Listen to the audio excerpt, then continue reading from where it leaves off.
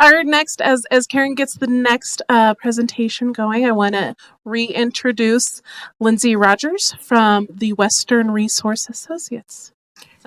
Yes.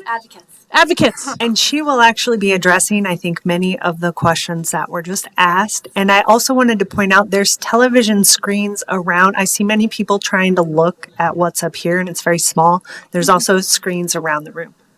Yes, thank you to John for setting up my presentation comments perfectly.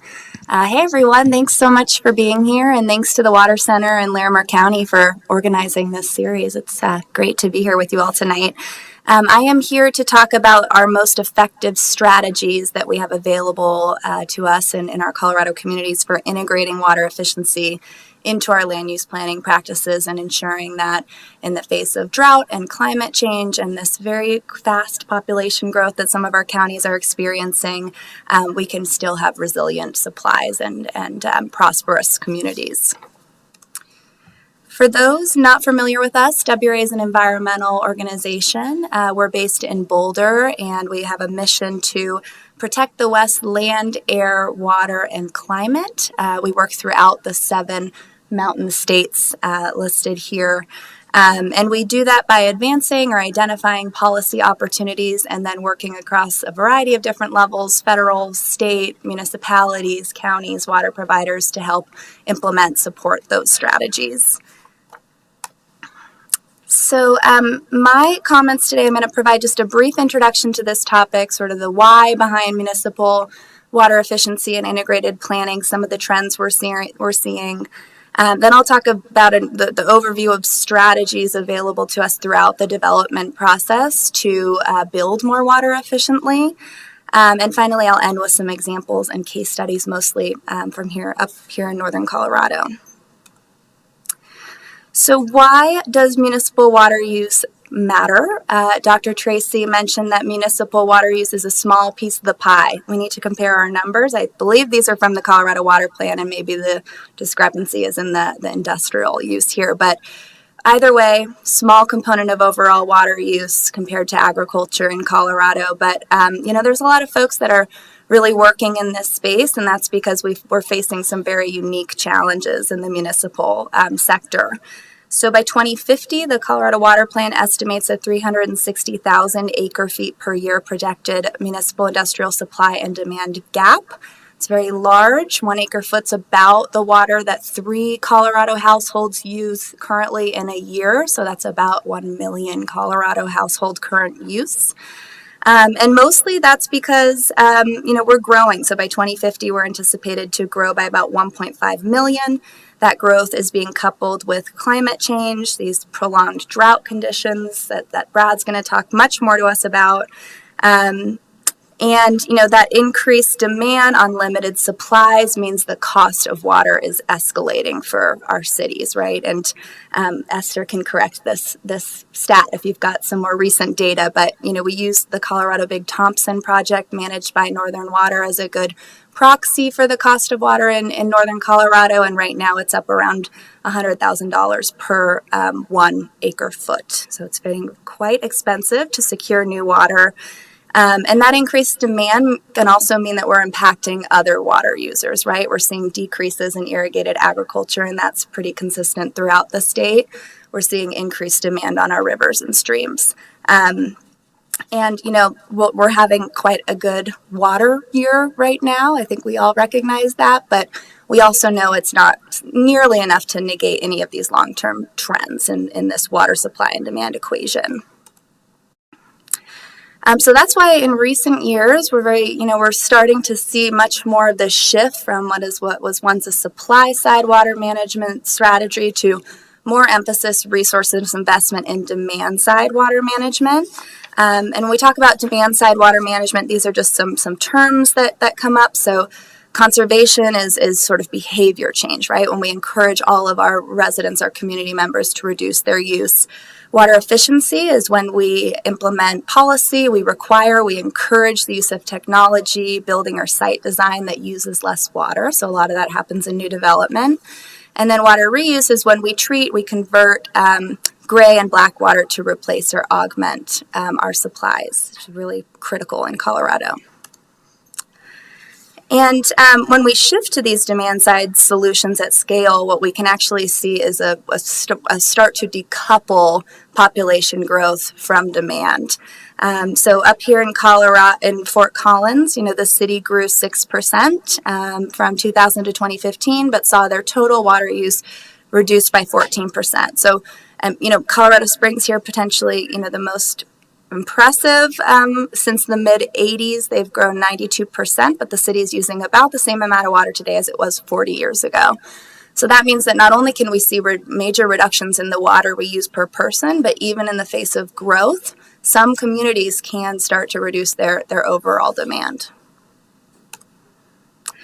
Outdoor water use, a big theme, especially right now in the municipal conservation sector. And, as John noted, that's because nearly 50% of municipal water supplies in Colorado are used outdoors. Most of that water is going to irrigate high water use, cool season turf grass. So things like Kentucky bluegrass, very, very common, across Colorado communities for many decades.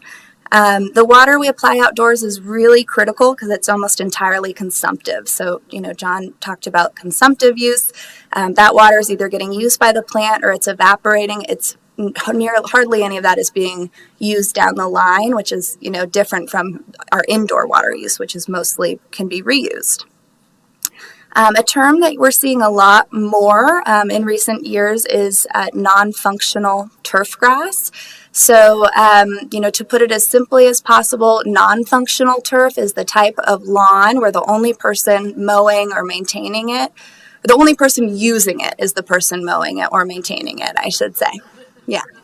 So it's not recreational, right? Your kids aren't playing on it. You're not using it for soccer practice. These are things like median strips and, commercial industrial parks, sloped areas, maybe front yards that you're not using in your household. So what we know is that when we can replace or limit non-functional turf grass in our communities, that really is one of the most impactful, conservation tools we have at our disposal.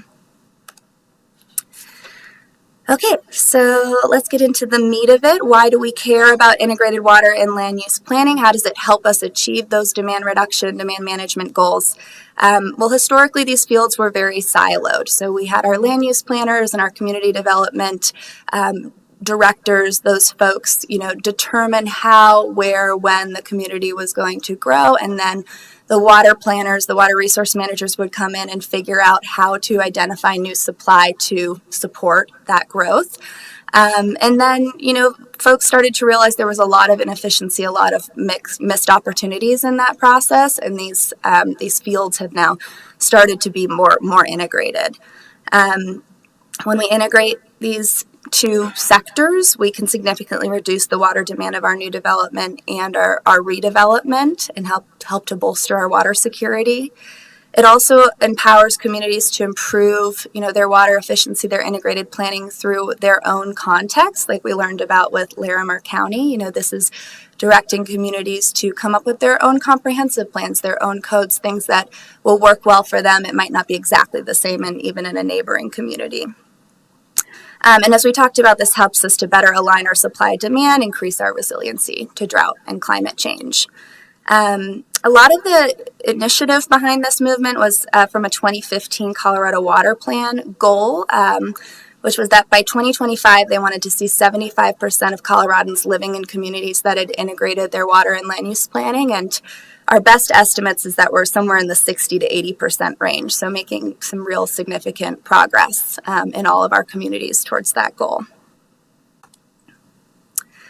So there's lots and lots of specific tools available to communities to integrate their water and land use planning, and they happen at all different intervention points along the development process. So that first is planning and policy making.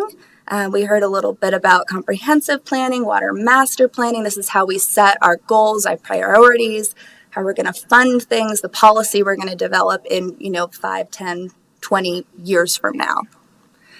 Then we get into pre-development phase. This is where we can link new development to water supply planning. We talked a little bit about adequate water supply standards. This is in the pre-development phase. Next is the development review process. So this can be used to determine what conservation efficiency requirements or incentives are applied to new developments, new subdivisions. Building and construction, that's where we implement water efficiency tools, best practices in our building, plumbing, landscaping codes.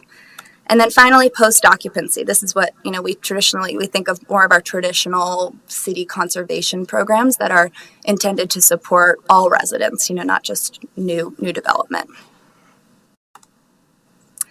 So now I'm going to walk through just a few examples from all of those development stages, and I think we'd be remiss not to talk about comprehensive planning because that's where it all starts. That's where the vision for the community is laid out, and in 2020 there was legislation passed in Colorado that really tries to ensure that water planning and water efficiency is included in the comprehensive planning process.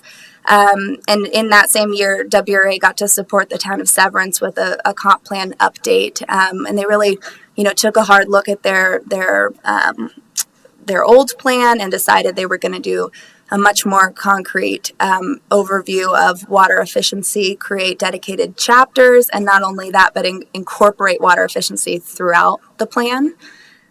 So this is one of the lines from that plan that they ended up with that I think was particularly effective. Any proposal for changing land uses in or around Severance will be evaluated based on a number of other things and water resource availability and commitment to water efficient development practices. And then just in the last couple of years, they've started to work the plan, right? So they changed their multi-family zoning codes, allowed for denser development. They're working now on single-family residential, and they've developed a plan that was implementable. The next strategy here is conservation-oriented tap fees. So tap fees are an opportunity to incentivize conservation by trying to more closely tie tap fee costs for new development to actual water use. So traditionally, our tap fees have been based on meter size. So you're going to pay roughly the same thing no matter the size of your house, the size of your lot. But more and more, we're seeing this shift towards conservation-oriented strategies that base these fees on lot size, landscapable area, maybe even landscape material, number of bedrooms and bathrooms, basically to get a sense of what the actual water use of that lot will be. And we put out a guide in 2018, and one of the examples, case studies in there is from Little Thompson Water District, which serves about 8,000 folks here in northern Colorado. And they noticed that their new residential development was naturally, trending towards smaller lot sizes. So they created this new urban tap fee dedication. And what they did was they significantly reduced the cost of the water dedication portion of that fee. But the hook is that they now have a surcharge. So the urban tap customers are on the hook to stay within their 114,000 gallon annual water budget. And if they exceed that, then they'll pay this surcharge. The next is zoning codes. So zoning codes regulate what can and can't be built in a certain area or zone in your community. So, for example, I live down in Edgewater near Denver, and in my neighborhood, it's mostly single-family residential for the entire town. Actually, it's a small town, which is fairly common, throughout our communities. But what we know, and I'd say this is maybe a lesser utilized strategy at this point, but we know that, one of our strongest water efficiency tools is to build denser, more infill development that can significantly reduce demand and infrastructure cost. So these are just some stats from a Keystone Policy Center report in 2018 that looked at some sample data from Aurora and Denver. And they found that compared to a single-family home, ADUs use 22% less water. Small family unit, duplex style, uses 63% less. And then that large multifamily apartment building units use 86% less water.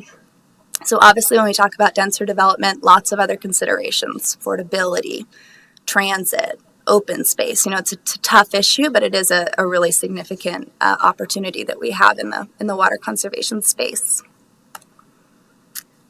Moving into landscape regulations. So Landscape breaks can help us to significantly limit the water demand of new landscaping, and that's really important because it's much more cost effective, much more efficient to install a waterwise landscape with native plants, grasses, than it is to retrofit, right, and replace cool season turf grass that's already been installed.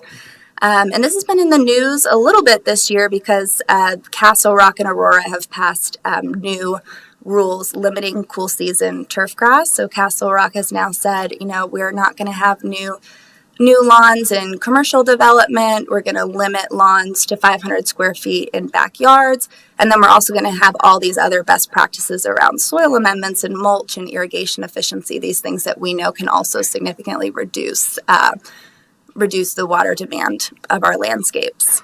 And there's more and more communities that we're seeing who are sort of moving in that direction. Okay, final strategy. Has anyone in here participated in a turf replacement incentive program through your city, maybe through Resource Central? Seeing one hand. Okay, cool. So these are growing in popularity. There's now 34 cities and water providers across Colorado that have turf replacement incentives.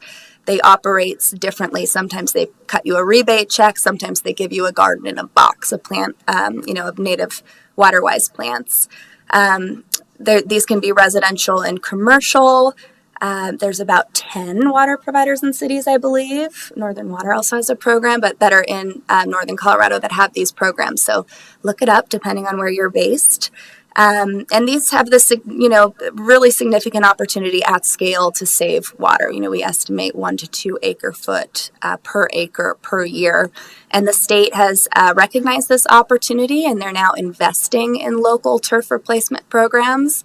That funding that was allocated through HB 221151 is now almost all used up. So WRA will be working to help identify additional state resources for that in coming years. And I know my time is up, so I'm going to just thank you all for your attention. Thank you, Lindsay. Yes. We do have about 3 minutes, so any questions for Lindsay? There you go.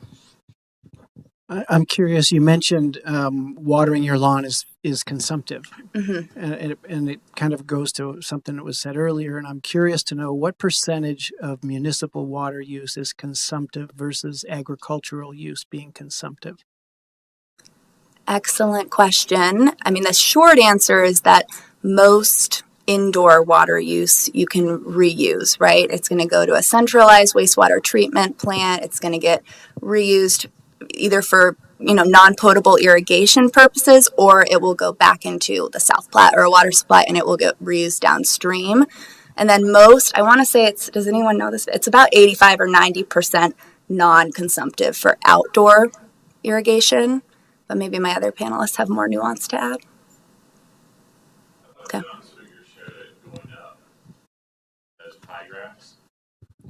And your pie grass went, maybe I'm not clear, but on that 11 million, then it went down to 3.7 for consumption, and the brown piece of the pie, which is municipality, increased. Yeah, well, that was So, as a percentage basis.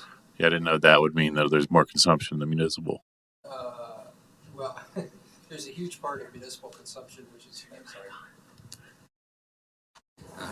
There's a huge part of municipal water that's called, those of you familiar with the term, it's billed and unbilled water. And so in Colorado, let me do the math on this. It's something like an average 16% of the water that is actually extracted and treated in a water treatment system never makes it to a meter in a house. And so that all infiltrates and it goes back to groundwater and eventually goes back to the system. So that's all non-consumptive. But it's kind of an interesting issue that most places have, is that you actually have a lot of water treated, never makes it to a household, and that just returns to the system. It's actually very clean water. That's the good news about it. Good question. I think we can probably do one more question. This question might apply for previous speakers too. I'm curious why the city of Fort Collins, I understand the panel probably has a design purpose, but most of the folks here live in municipality like Fort Collins. We don't have a panel member here. They're the ones impacting our fees. They're the ones implementing the turf reduction programs, all of that. I'm just curious why they aren't present, and if, particularly in the turf and so forth, if there's a push there. How the things that go through maybe the county, what the county is doing, impact the city, or do they just operate independent of all this? Yes, so that's a good question. Our next session, which is on water conservation and sharing, we do have a Fort Collins utility person speaking on that panel. They'll be speaking specifically about all of the different programs that they have and are implementing and some of the water savings that they've been doing. This one was more kind of the overview of the supply and the risks, but we're going to get into those specifics in the next session. I'll just give some kudos to Fort Collins, who does have a very robust, successful turf replacement program for both commercial and residential, and a new graywater reuse ordinance. So some exciting opportunities. Thank you very much, Lindsay. I appreciate it. All right, as Karen is very efficiently pulling up the next presentation,